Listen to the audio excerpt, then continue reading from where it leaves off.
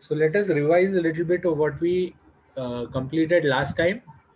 Last time we completed the importance of Stri as a Vajikar, and we explained that why Stri is the Shrestha Vajikar, because she satisfies all the sense organs of the male.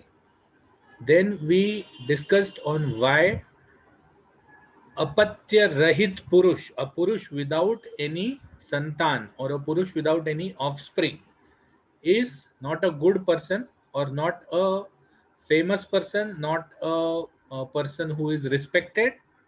And we discussed about why a person with a lot of offsprings or why a person with a lot of children is respected, is thought to be a person who is very active, and he is compared to a bahu shakha tree, a tree with a lot of branches, whereas the person without any children is considered to be a tree without any shadow. What do you mean by without any shadow? That is, it doesn't have any branches, it doesn't have any leaves. In farming practice also, if you see, because there are still some people, we have 25 people, but let me give you an example. In farming practice also, what they do is the trees or the plants which give the best fruits, the seeds of those plants are collected, or those plants are crossed over other good plants, so that the quality of the produce becomes better and better. If you have a little bit knowledge about farming, what they do, एक story सुनी थी मैंने कि जिसमें एक ये था, किसान था, तो उस किसान के पास हमेशा वाटरमेलन का बम्पर क्रॉप आता था। बम्पर क्रॉप, उस पूरे गांव में बम्पर क्रॉप आता था। सबसे पहले उस किसान के पास बम्पर क्रॉप आना चालू हो गया, तो किसी न्यूज रिपोर्टर ने उसको पूछा कि सर आप ये मतलब बम्पर क्रॉप कैसे लाते हैं? इतने सारे वाटरमेलन, इतने मीठे वाटरमेलन, इतने अच्छे वाटरमेलन आप कैसे लाते हैं? तो उसने क्या कहा कि सर मैं हमेशा मेरे खेत में जितने भी वाटरमेलन्स आते हैं उसमें से 5% वाटरमेलन्स को मैं अलग निकालता हूं। जो अच्छे वाटरमेलन्स, बड़े वाटरमेलन्स हैं, उनको अलग निकालता हूं, उनको मैं बेचता नहीं। व्हाट आई डू इज, मैं गांव के सब बच्चों का एक कंपटीशन लगाता हूं कि कौन कितना वाटरमेलन खाएगा, और वो वाटरमेलन्स मैं उनको फ्री में दे देता हूं। सिर्फ मतलब उसमें रूल एक ही है कि वो वाटरमेलन सब ने सामने बैठ के कंपटीशन में खाने चाहिए। अब वाटरमेलन जब कंपटीशन में खाएंगे तो क्या वो सीड तो खाएंगे नहीं, सीड तो फेंक देंगे। तो जितनी भी सीड्स वो फेंकते हैं, वो सीड्स मैं जमा करता हूं उन वाटरमेलन्स में से, और मेरे आजू बाजू, मेरे खेत के आजू बाजू जितने भी फार्मर्स हैं, उन सबको मैं उस वाटरमेलन के सीड्स फ्री में बांट देता हूं। फ्री में बांटने के बाद वो जब वो सीड लगाते हैं तो उस सीड से आने वाला झाड़ और मेरे खेत के सीड से आने वाला झाड़ जो है, इन दोनों झाड़ों में क्रॉस फर्टिलाइजेशन हो जाता है, और जो अगले साल वाटरमेलन आता है वो और भी अच्छा आता है। So that is the reason why a अपत्य युक्त, बहु अपत्य युक्त पुरुष is respected, because his seeds or his sperms are going to give rise to an offspring which will be better than the original offsprings in the species. Okay, तो यहां तक हमने कर लिया था. Now we have how many? 28 participants. Ideally some more should join, but we will continue. पिछली बार हम आके रुके थे गृहिणी गुटिका पे. मैंने आपको बोला था कि अगर हो सके तो यहाँ से आगे जो चैप्टर है, यहाँ से आगे जो चैप्टर है उसको एक बार ऊपर ऊपर पढ़ लीजिए. कारण यह है कि इस चैप्टर में यहां से आगे एक्सप्लेन करने जैसे सिर्फ 2 या 3 चीजें हैं, बाकी जितनी भी चीजें हैं वो सब बोरिंग है। मतलब इतने इंटरेस्टिंग चैप्टर में यहां से आगे ऐसी चीजें चालू होती हैं जो ज्यादा इंटरेस्ट की नहीं होती। Why? Because this is all what relates to pharmacy. This all doesn't relate to medicine, this all relates to pharmacy. कौन सा वाजीकरण योग है, उसके क्या फायदे हैं, फिर उसके बाद उसको बनाते कैसे हैं, उसमें घटक क्या क्या डालते हैं, उसका फायदा क्या क्या होता है, उसको रखना कैसे है, उसको सेवन कैसे करना है, उसके साथ उसमें प्रक्षेप द्रव्य क्या आएंगे, फिर उसके साथ जो भी उसको मतलब खाने के लिए साथ में अनुपान अनुपान या सहभोजन क्या देना चाहिए। तो all these things are there as different कल्प। हमने ये रसायन में भी किया था। एक कल्प जरूर से पूछा जाएगा, या तो रसायन में से या तो वाजीकरण में से। एक कल्प जरूर से पूछा जाएगा। What I have done in the slides is, जो कल्प अभी तक रिपीट हुए हैं, जो कल्प अभी तक रिपीट हुए हैं उन पे फोकस करके मैंने स्लाइड्स बनाए हैं, ताकि अगर आपको लास्ट मोमेंट पे रिवाइज करना पड़े तो आप इस स्लाइड से पूरा पूरा चीज रिवाइज कर सकते हो।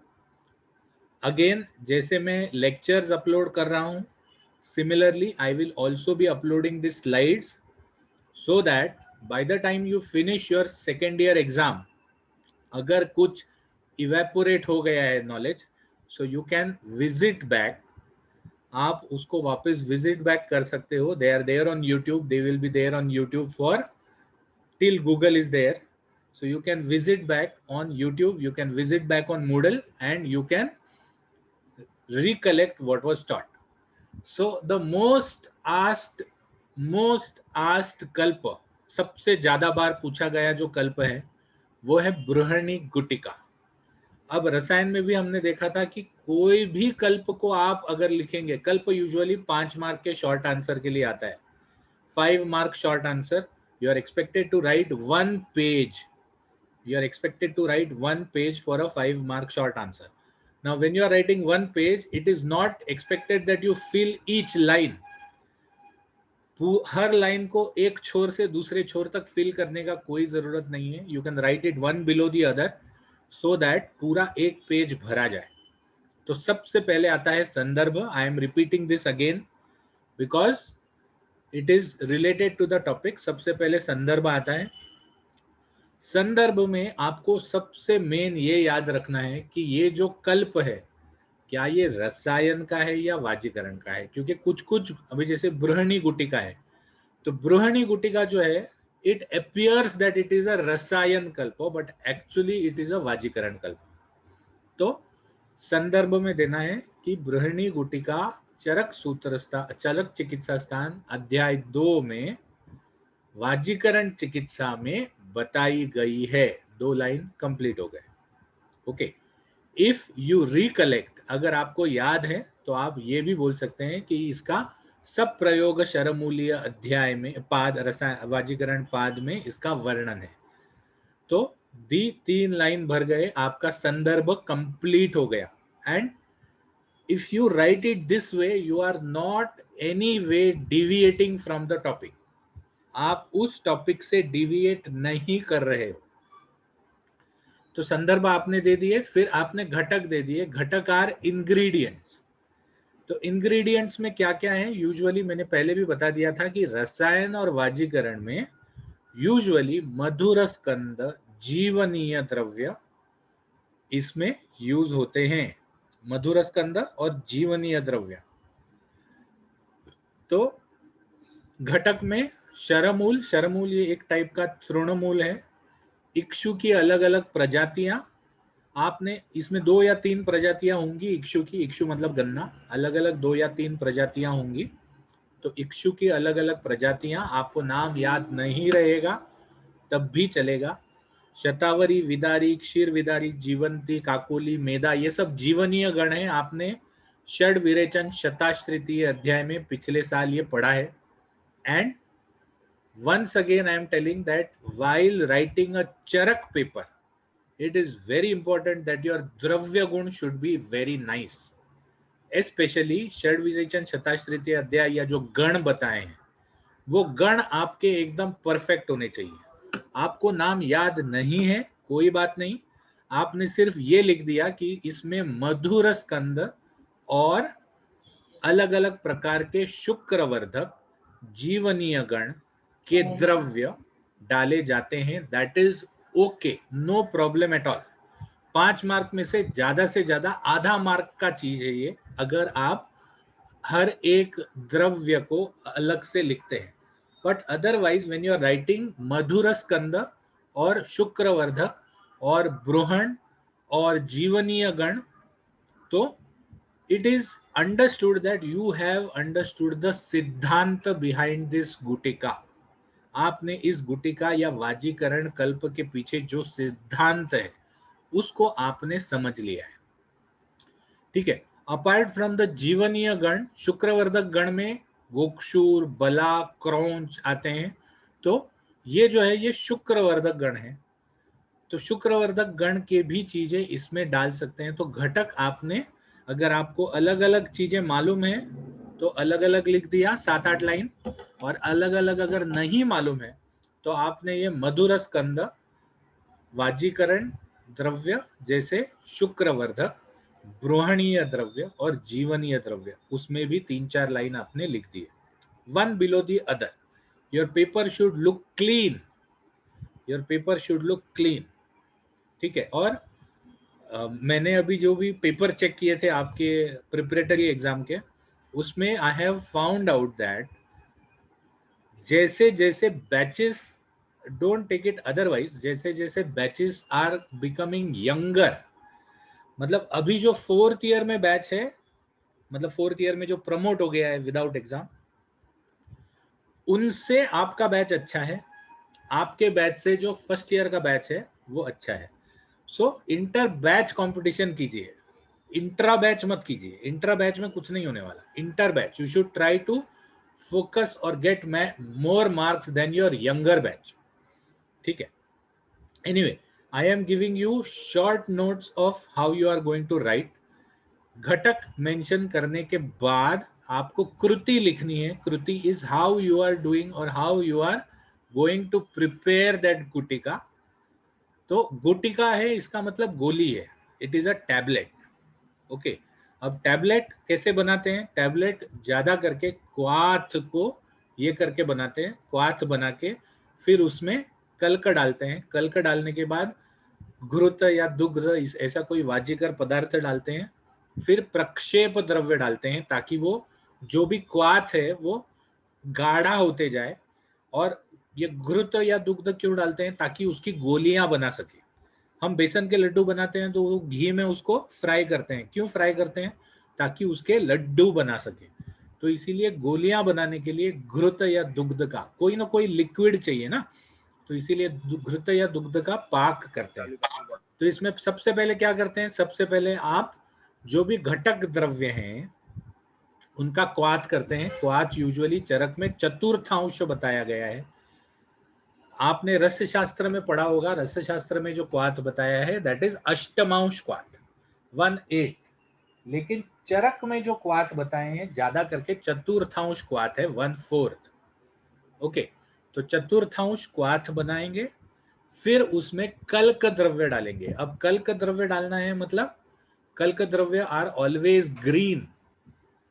कल्क द्रव्य जो है हमेशा ग्रीन होते हैं या फ्रेश होते हैं, पाउडर्स नहीं होते।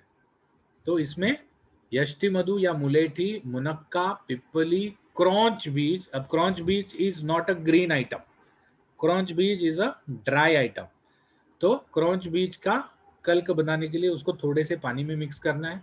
शतावरी which is again a green item, अमलकी का रस, विदारी कंद का रस और इक्षु का रस डालते हैं। साथ में घी और दूध डाल के उसको पकाते हैं, घी और दूध डाल के उसको पकाते हैं। तो पहले कल्क पहले क्वाथ, फिर कल्क और फिर घी और घृत डाल के उसका पाक कर लिया।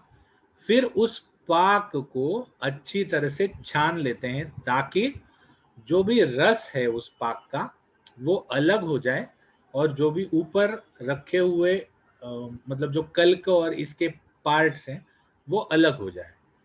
फिर इस छाने हुए चीज में प्रक्षेप द्रव्य डालते हैं। प्रक्षेप द्रव्य मतलब जो छिड़कते हैं। प्रक्षेप द्रव्य आर ऑलवेज पाउडर्स। प्रक्षेप द्रव्य आर ऑलवेज पाउडर्स। ये पाउडर्स प्रक्षेप दो तरह का काम करता है। एक, मूल जो भी द्रव्य है या मूल जो भी कल्प है उस कल्प का जो कार्य है उस कार्य को बढ़ाने का काम करता है। It acts as a catalyst, it acts as an enhancer to the main कल्प। And the second part which Prakshepa Dravya does, or the second Karya which Prakshepa Dravya does, is to enhance the taste and smell of the kalpa. To enhance the taste and smell of the kalpa. अगर आपको याद है तो रसायन में दालचीनी, मरीच, पिप्पली ये सब द्रव्य पर प्रक्षेप करके डाले थे। क्यों? क्योंकि उस मीठे मीठे च्यवनप्राश में थोड़ा सा स्मेल और थोड़ा सा अच्छा खट्टा मीठा टेस्ट आना चाहिए थोड़ा सा तीखा टेस्ट आना चाहिए, इसीलिए प्रक्षेप द्रव्य च्यवनप्राश में डाले गए थे। सिमिलरली बृहणी गुटिका में भी जो प्रक्षेप द्रव्य डाले जाते हैं वो 2 या 3 काम करते हैं। 1, it acts as an enhancer. Second, उस काढ़े को गाढ़ा बनाने का काम करते हैं ताकि गोलियां अच्छी तरह से बन सके। और थर्ड, उच्च बृहणी गुटिका का स्मेल और टेस्ट बढ़ाने का काम करते हैं। स्मेल और टेस्ट बढ़ाने का काम करते हैं। सो दिस इज हाउ बृहणी गुटिका इज मेड। प्रक्षेप द्रव्य में शर्करा, शक्कर, वंशलोचन ये मतलब बांबू का जो दूध आता है, बांबू को काटेंगे तो बांबू का जो दूध आता है उसको सुखा के वंशलोचन बनाते हैं। पिप्पली सबको पता है, मरीच, काली मरीच सबको पता है, दालचीनी, एला इज इलायची, नाग केसर और शहद डालते हैं। संग्रहण करने के लिए गुटी बनाते हैं। गुटी, अब अगर आपको गुटी की साइज याद नहीं हो तो सिंपल सा चीज है, छोटे बेर के जितना गुटी का जो साइज है उसके बारे में आपको लिखना है। ठीक है। सेवन अग्नि बलानुसार करते हैं। अग्नि बलानुसार, जिसकी जैसी अग्नि है, जो जितना खा सकता है उस हिसाब से इसका सेवन करते हैं। देखो, रसायन और वाजीकरण कल्प जो हैं ये दोनों कल्प शरीर में धातु बढ़ाने का काम करते हैं। शरीर में धातु बढ़ाने का काम करते हैं। तो धातु बढ़ाने के लिए जो भी चीजें आप डालोगे तो उस चीज में अग्नि का कार्य बहुत आवश्यक है। अगर अग्नि उसको ठीक तरह से डाइजेस्ट नहीं करेगा, अग्नि उसको ठीक तरह, वायु उसको ठीक तरह से एब्जॉर्ब नहीं करेगा तो उसका कुछ फायदा ही नहीं होगा। तो इसीलिए अग्नि बलानुसार बृहणी गुटिका को लेने का विधान किया गया है। ठीक है। लाभ हमेशा ध्यान रखिए, वाजीकरण कल्प में जो लाभ है वो 4 या 5 प्रकार के आप लिख सकते हैं। सबसे पहले वीर्यवर्धक, शुक्र की क्वांटिटी, शुक्र का क्वालिटी और क्वांटिटी को बढ़ाने के लिए। So quality and quantity are 2 words which are very essential. तीसरा, मैथुन शक्ति को बढ़ाने के लिए, मतलब व्हेन सिर्फ वीर्य बढ़ के कुछ फायदा ही नहीं है, unless and until you are able to perform the intercourse properly. तो मैथुन शक्ति को बढ़ाने के लिए, अब मैथुन शक्ति बढ़ाने के लिए क्या क्या चीजें जरूरी है? मैथुन शक्ति बढ़ाने के लिए हर्ष और तर्ष जरूरी है। हर्ष मीन्स अ सेक्सुअल डिजायर, तर्ष मीन्स अ सेक्सुअल डिजायर, हर्ष मीन्स इरेक्शन। तो सिर्फ वीर्य बढ़ाने में मतलब नहीं है, शुक्र बढ़ाने में मतलब नहीं है। इरेक्टाइल डिस्फंक्शन के लिए भी आप बहुत अच्छी तरह से वाजीकरण योगों का यूज कर सकते हो। तो हर्ष, तर्ष, वीर्यवर्धक, शुक्र का क्वालिटी, क्वांटिटी, ये 4 चीज हो गए। 5 और 6 चीज आप कुछ भी लिख सकते हो कि बूढ़ा भी अच्छी तरह से मैथुन कर सकता है, उसके बाद रात भर मैथुन कर सकता है, फिर घोड़े की तरह मैथुन कर सकता है, या गज की तरह वीर्य का स्खलन हो सकता है। ठीक है, गज मतलब हाथी, हाथी की तरह। हाथी, आई हैव टोल्ड यू, हाथी यूजुअली इज द वर्टिब्रेट जिसमें सबसे ज्यादा ये निकलता है, शुक्र निकलता है। तो गज की तरह मैथुन करना, अश्व की तरह मैथुन करना, बूढ़ा भी मैथुन कर सकना, रात भर मैथुन करना, दीज ऑल थिंग्स आर लाभ ऑफ द अलग अलग वाजीकरण कल्प। आप सभी वाजीकरण कल्पों में सेम लाभ लिख सकते हो, कोई प्रॉब्लम नहीं। So this is how you are going to write a वाजीकरण कल्प, दैट इज संदर्भ, घटक कंटेंट्स, कृति, क्रिया, संग्रहण, मतलब अल्टीमेटली आप उसको क्या करने वाले हो, घृतपाक करने वाले हो, या फिर क्षीर करने वाले हो, या फिर गुटी करने वाले हो, या फिर उसका लेह बनाने वाले हो, या फिर उसका मांसरस बनाने वाले हो। तो what you are going to परोसने कैसे वाले हो, दैट इज संग्रहण। आप उसको जमा कैसे करने वाले हो, किसमें रखने वाले हो, और परोसने कैसे वाले हो। सेवन, अग्निबल के अनुसार ज्यादा करके जो भी वाजीकरण कल्प हैं, today we are planning to complete at least up to the third वाजीकरण पाद इन दिस 2 लेक्चर्स। तो ज्यादा करके वाजीकरण कल्प जो हैं उसमें या तो शाली, शाली मतलब जो 60 दिन में आने वाला चावल है, यूजुअली चावल जो आता है वो 90 दिन में आता है, लेकिन 60 दिन में आने वाला जो चावल है उसको षष्ठी शाली बोलते हैं। तो षष्ठी शाली के साथ, या दूध के साथ, या मांस के साथ अलग अलग पदार्थों को अलग अलग वाजीकरण कल्पों का सेवन किया जाता है। ठीक है, ध्यान रखिए, घी भी डाल सकते हैं उसमें, दूध भी डाल सकते हैं, शाली भी डाल सकते हैं। तो this is how you are going to say do a सेवन। सेवन में एक चीज जरूर से लिखनी है, अग्नि बल के अनुसार, रोगी के या पेशेंट के अग्नि बल के अनुसार आपको इसका सेवन करना है। Why I am repeating this again? Because this is common in all kalpa. This is common in all kalpa. ठीक है, तो ये हो गई हमारी बृहणीय गुटिका।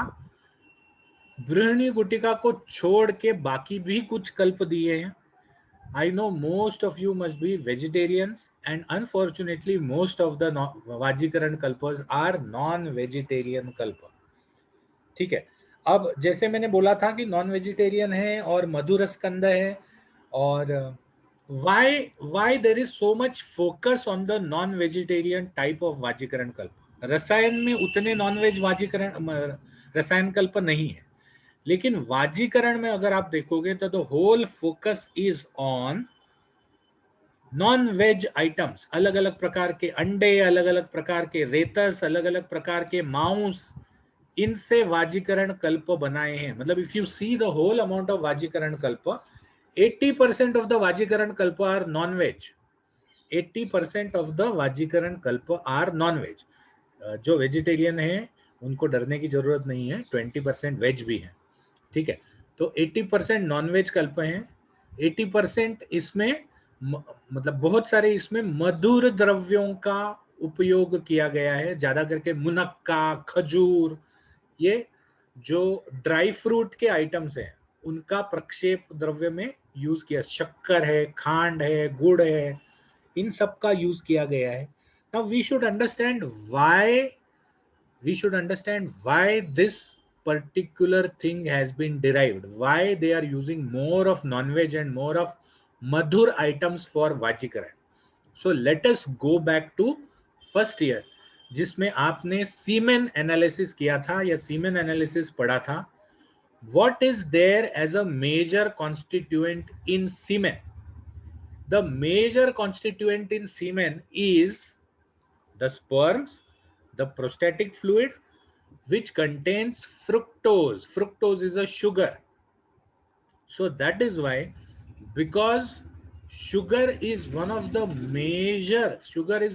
major constituents of semen. अलग अलग प्रकार के मधुर रस युक्त चीजों को वाजीकरण कल्प में डाला गया है। फिर दूसरा चीज आता है कि जीवनीय या शुक्रवर्धक द्रव्य क्यों डाले। जीवनीय और शुक्रवर्धक चीजें इसीलिए डाली हैं ताकि जीवनीय चीजें दे आर नोन। अभी रिसेंटली व्हाट्सएप पे एक फॉरवर्ड आया था कि मतलब ब्रह्म रसायन, प्रथम नहीं लिखा था उसमें, ब्रह्म रसायन is known to reduce the side effects of radiation and chemotherapy। तो जीवनीय कल्प जो है वो आपके शरीर के सेल्स को what they do is they try to enhance the function of the cells। Now what are sperms are also cells। तो इसीलिए स्पर्म का फंक्शन अच्छा करने के लिए जीवनीय कल्प डाले जाते हैं। शुक्रवर्धक चीजें क्यों डाली जाती हैं? सिंपल सा चीज है, वो तो नाम में ही लिखा है कि शुक्र की क्वांटिटी और क्वालिटी का वर्धन करने के लिए। ठीक है, मधुर स्कंद हो गया, शुक्रवर्धक हो गया। बल्य क्यों डाले जाते हैं? क्योंकि मैथुन शक्ति बढ़नी चाहिए, बल ज्यादा आना चाहिए, बार बार आदमी मैथुन करना चाहिए, इसीलिए बल्य चीजें डाली जाती हैं। लास्ट में what is left is why nonveg. Nonveg चीजें क्यों डाली जाती हैं? उसका कारण ये है, the main protein, all sperms, the major part of the prostatic fluid is made up of protein rich material। proteins are the building blocks of the body। so if you take more amount of protein, automatically a large portion of the digested and absorbed protein is utilized for preparing the spermatic component of the semen। तो इसीलिए ये 4 चीजें या ये 5 चीजें बहुत important है सभी वाजीकरण कल्प में। एक बल्य मैथुन शक्ति बढ़ाने के लिए, जीवनीय द्रव्य सेल्स का फंक्शन बढ़ाने के लिए, ताकि वो जो सेल्स हैं वो मतलब जो स्पर्म्स हैं वो ज्यादा जोर से अपनी टेल वैग करे, ज्यादा अंदर तक जाए, उनका फर्टिलाइज होने का जो चांसेस है वो बढ़ जाए। तो इसीलिए जीवनीय द्रव्य डाले जाते हैं। शुक्रवर्धक द्रव्य शुक्र की क्वांटिटी क्वालिटी को बढ़ाने के लिए डाले जाते हैं। और मधुर स्कंद, घी, दुग्ध, ये सब चीजें इसलिए डाली जाती हैं ताकि जो शुक्र का फ्यूल है स्पर्म्स में, अपना सीमेन में, वो अच्छी तरह से हो और फर्टिलाइजेशन के चांसेस बढ़ जाएं। Okay, so let us look into अलग अलग रस। ये अलग अलग रस मैंने बहुत शॉर्ट में लिखे हैं, लिखना आपको वैसे ही है। संदर्भ, घटक, कृति, संग्रहण, उसके बाद सेवन और लाभ। ठीक है, वाजीकरण घृत, ये घृतकल्प है। घृतकल्प मतलब सिद्ध घृत। सिद्ध घृत कैसे बनाते हैं आपने रसशास्त्र भैषज्य कल्पना में सीखा है। तो इसमें अलग अलग द्रव्यों के क्वाथ करते हैं, उस क्वाथ में अलग अलग द्रव्यों के स्वरस, घी और दुग्ध डालते हैं, उसको पकाते हैं, पका के गाढ़ा हो जाने के बाद उसमें प्रक्षेप द्रव्य डालते हैं, और फिर खाना खाकर या इसको खाकर बाद में भोजन करते हैं। भोजन किस चीज का? भोजन आप कर सकते हैं शाली का, भोजन कर सकते हैं दुग्ध का, दुग्धशाली का, या अलग अलग प्रकार के मांस रसों का भोजन कर सकते हैं। वाजीकरण पिंड रस, ये सब चीजें एग्जाम्स में नहीं आएंगी यार, ये सब चीजें एग्जाम्स में नहीं आएंगी, और अगर आएंगी तो आपको इसका जो लास्ट वर्ड है, जो लास्ट 1 या 2 वर्ड है, उससे आपको इस कल्प के बारे में बहुत सारा पता चल जाएगा। इसीलिए मैंने लास्ट के जो वर्ड्स हैं, उस लास्ट के वर्ड को मैंने अलग से ब्रैकेट में लिख दिया है। वाजीकरण पिंड रस, ये पिंड रस कल्प है। पिंड रस कल्प मतलब जैसे दाल बाटी बनाते हैं, वैसे ही दाल बाटी के जैसे, दाल बाटी तो सबको पता है, बाटी अलग से ये की जाती है, फिर उसको दाल में डाला जाता है। तो पिंड रस कल्प भी अलग अलग टाइप के पिंड बनाते हैं, उसको पिंड को पकाते हैं और उस पिंड को फिर मांस रस में डालते हैं। तो ये पिंड रस कल्प है। इसमें द्रव्य लिया जाता है, बाटी जैसे बनाते हैं वैसे ही गेहूं का या और किसी चीज का आटा लिया जाता है, उसको घी और दुग्ध में मिला के अच्छी तरह से गूंद लिया जाता है, उसके पिंड या बाटी बनाई जाती है, बाटी बना के उस बाटी को तल दिया जाता है और तल के उसको मांस रस में डाल दिया जाता है, साथ ही में प्रक्षेप द्रव्य डाले जाते हैं। अब जब मांस रस में प्रक्षेप द्रव्य डालेंगे तो ध्यान रखिए, घी में प्रक्षेप द्रव्य और मांस रस में प्रक्षेप द्रव्य अलग अलग होंगे। घी के प्रक्षेप द्रव्य ज्यादा करके मीठे होंगे, जबकि मांस रस के प्रक्षेप द्रव्य ज्यादा करके तीखे होंगे। तो यहाँ प्रक्षेप द्रव्य में मुनक्का, खजूर नहीं लिखी है। अगर यहाँ पर प्रक्षेप द्रव्य डालने हैं तो पिप्पली, उसके बाद दालचीनी, उसके बाद काली मरी, ये सब प्रक्षेप द्रव्य होते हैं, क्योंकि अलग अलग प्रकार के, एक तो मीठा वाजीकरण कल्प होता है और एक तीखा स्नेह युक्त वाजीकरण कल्प होता है। उसके बाद वृक्ष माहिष रस, माहिष रस मतलब भैंस का मांस रस, भैंस का मांस रस। इसमें क्या करते हैं, उड़द लेते हैं, बस्तांड मतलब बकरी का टेस्टिस, बकरी के टेस्टिस लेते हैं, इन दोनों को पाउडर करके मिक्स करके अच्छी तरह से फ्राई कर लेते हैं, फिर उसको भैंस के मांस रस में मिक्स कर देते हैं, साथ में आम्ल रस युक्त द्रव्य डाल देते हैं, अमलतास का रस या आंवले का रस डाल देते हैं, प्रक्षेप द्रव्य डालते हैं, बिकॉज दिस इज अ मांस रस, प्रक्षेप द्रव्य वापस तीखे होंगे, और फिर उसको खाया जाता है। वृक्ष रस, अब जब जहां कहीं भी रस ये वर्ड आ जाएगा, ध्यान रखिए ये रस जो है ये मांस रस के लिए बोला गया है। तो वृक्ष रस में चिड़िया, तितर, मुर्गा, मोर और हंस। अब इसमें हंस, तितर और तितर ये दोनों बैंड आइटम है आज की तारीख में। मोर, अगर आप मोर को मारोगे तो आप डायरेक्ट अंदर जाओगे, क्योंकि मोर इंडिया का राष्ट्रीय पक्षी है, तो मोर को हम मार नहीं सकते। लेकिन चिड़िया और मुर्गा ये दोनों चीज अभी भी मुबलक उपलब्ध है, तो इनके मांस हम ले सकते हैं, इनका मांस रस बनाना है। ज्यादा करके सभी मांस रसों में आम्ल द्रव्य डाले जाते हैं, ज्यादा करके सभी मांस रसों में आम्ल द्रव्य डाले जाते हैं, साथ ही साथ प्रक्षेप द्रव्य डाल के इस वृक्ष रस को कंज्यूम करना है। वृक्ष मांस, ये मांस कल्पना है, दिस इज अ भुना मांस, मतलब जो हम रोस्ट करते हैं ना, तो रोस्ट किया हुआ मांस कल्पना है।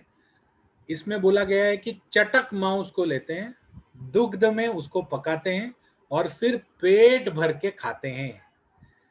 वृक्ष मांस जो है, इस जहां कहीं भी स्पेसिफिक अलग तरह से कार्य है, मैंने लिखा हुआ है स्तंभक है, स्तंभक। स्तंभक का मतलब क्या है कि जब इंटरकोर्स करते हैं तो male orgasm is only one time, whereas female orgasm is जब इंटरकोर्स करते समय एक सुख की भावना आती है, दैट इज एन ऑर्गेजम। तो जब मेल ऑर्गेजम आता है, बेचारा मेल पूरा टाइम और मैथुन करता है, लेकिन उसको सिर्फ एक बार ऑर्गेजम आता है, whereas this is not the case with females. Female में पूरे मैथुन की क्रिया में कम से कम 8-10 ऑर्गेजम्स आते हैं। अगर आपको याद है पिछले ही लेक्चर में मैंने 16 गुना बोला था, तो this is what is orgasm. तो a female can get up to 16 to 20 orgasms during the course of intercourse. So it is very essential that till the female gets full orgasm, the male orgasm should not come. The male orgasm should not come. तो इसीलिए शुक्र का स्खलन और the flowing out of the semen, एक बार सीमेन flow out हो जाता है तो the penis becomes flaccid, penis में जो इरेक्शन है वो चला जाता है। तो इसीलिए स्तंभक चीजों को ज्यादा करके मेल्स यूज करते हैं, ताकि ज्यादा देर तक सेक्सुअल इंटरकोर्स चलता रहे। और जो स्त्री में हमने पढ़ा था कि स्त्री को सुख देने के लिए इंटरकोर्स करना चाहिए, तो इसीलिए स्तंभक द्रव्य जो है वो यूज होते हैं। तो वृक्ष मांस, जो मांस कल्पना है जिसमें चटक का मांस यूज होता है, वो स्तंभक है।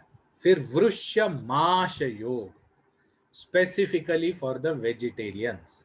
माश मतलब उड़द, ठीक है। तो इसमें उड़द और शाली चावल को घी में भूना जाता है, भून के मतलब इसका पाउडर करके भूनते होंगे शायद, भून के उसको दुग्ध के साथ पकाया जाता है और फिर उसको पेट भर मात्रा में खाया जाता है। ठीक है, पेट भर मात्रा में खाने के बाद शुक्र इतना बढ़ जाता है कि वो आदमी रात भर मैथुन कर सकता है। मतलब इसका ये मतलब नहीं है कि उसका रात भर स्तंभन होगा, नहीं, इसका ये मतलब है कि वो बार बार मैथुन कर सकता है, रात भर मैथुन कर सकता है। ठीक है, उसके बाद भ्रष्ट मांस, भ्रष्ट मतलब भुना हुआ या तंदूर, भुना हुआ मांस जो है उसको भ्रष्ट मांस कहते हैं। तो भ्रष्ट मांस में मुर्गे का मांस और नक्र, क्रोकोडाइल का सीमेन। अब ये नक्र रेतस कैसे लाते थे मुझे पता नहीं।